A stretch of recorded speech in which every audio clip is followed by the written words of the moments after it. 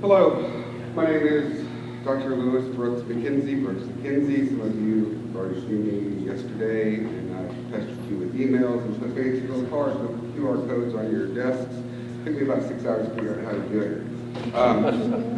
Brief recap, I am an expert in attachment as the bond between parent and child. I've served as the Assistant Director of Research for the TCU Institute of Child Development. I've worked with basically every nonprofit in this state that serves at-risk children, abuse, neglect, post-adopt, foster care. That is what I do. That is what I am an expert in. And I'm here to speak on the 50-50 equal shared parenting. I'm here to speak on the 50-50 equal shared parenting that has come up. And one of the reasons is that I'm an expert in this area. And so some of the people that come up and are passionate are not experts. And I've heard many, many questions and they didn't quite know the scientific answer. I have that. Feel free to ask me. I've also brought a book that I will willingly give to any of you that talks about the parent-child relationship and the research done over the past 50 to 60 years.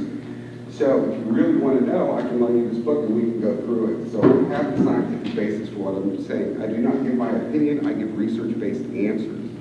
And what we know from this topic, it is absolutely imperative for a child to have a healthy, safe, secure, nurturing bond with both parents in all cases. I would never argue for a mother to be pulled out of a child's life, nor a father, because they both serve two very different purposes. I'm a late life Christian. I need research before I need the Bible.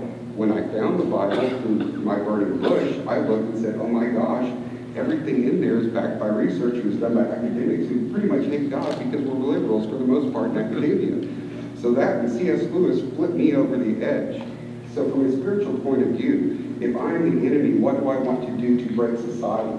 First thing I need to do is take the leader out of the home, and the rest will follow. And we have seen that since the inception of no fault divorce in the early 70s. We have seen the utter destruction of our families and our society. We have Tom.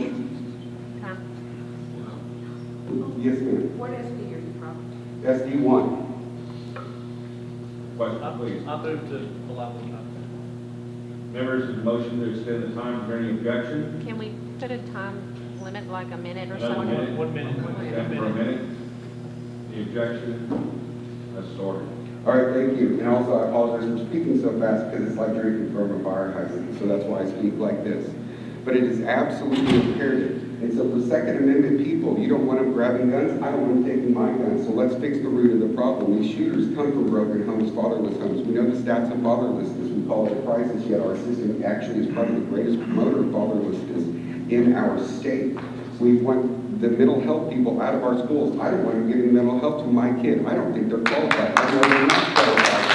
And so my argument is that kids sending broken kids to school, and how do we do that? We fix them in the home. You want in the drag shows, the people who are doing the drag shows, find me one that came from a safe, secure, nurturing home, let alone a Christian home, but just an intact home, and you won't find it, because I also have a master's in clinical. I know psychopathology. So if you have an issue that has to do with broken adults, broken children, whatever, come find me. You have my contact information, and I will show them the research to fight the other side and give them their answer if they have the balls to stand up and do it.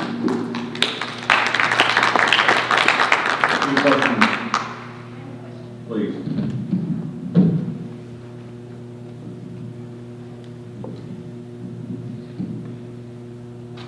Dr. Linda Morris, Senate District 13. Yes, ma'am. And we've heard a lot of testimony yesterday, and we'll probably hear more today about the 50-50 rule.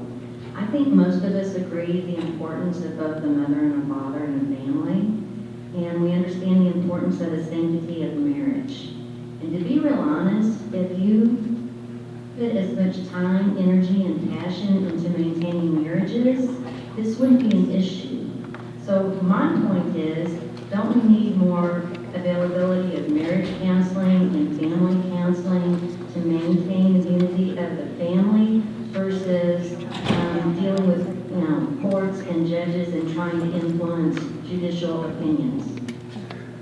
Yes, thank you for your question. And if nobody's told you today, I love you in a very platonic, wonderful way, because that's a perfect setup. Absolutely. I've introduced resolutions. They're over in platform, but they're very wordy because it's a complex thing. But yes, absolutely. The judges can order anger management, substance abuse, mental health. I've never once, and I serve as an expert witness in custody cases, I've never once seen a judge order 6 months of counseling. once, not a single time, even when it's been asked for by one side.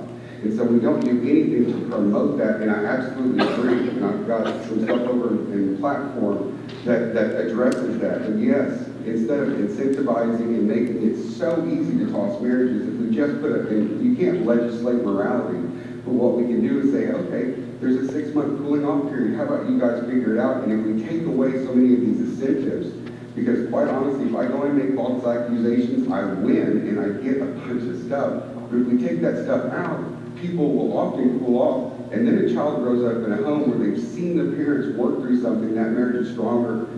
And I absolutely believe in everything that you said, and yes, I do have answers to that, but I can't write those out because I need a one-line blurb to come in here, but I absolutely have that. Yeah, I believe we should strengthen those families and marriages, and we have no programs whatsoever that do that. The last question. You had spoken, I read your work that you sent us. Yes, ma'am. Yes, and there's a couple of them, including one about that. You talked about judicial immunity. Yes, ma'am. And I'm not quite certain what you mean by that and is how important that is. So the judicial immunity in the context of the family court, but it's also in the context of all courts. Judges have immunity that while they're doing anything from the bench, so a judicial act, something only a judge can do, they are covered by what's called absolute immunity, meaning I can violate your civil rights and there's nothing you can do practically. I can commit a felony from the bench and there's nothing you can do practically.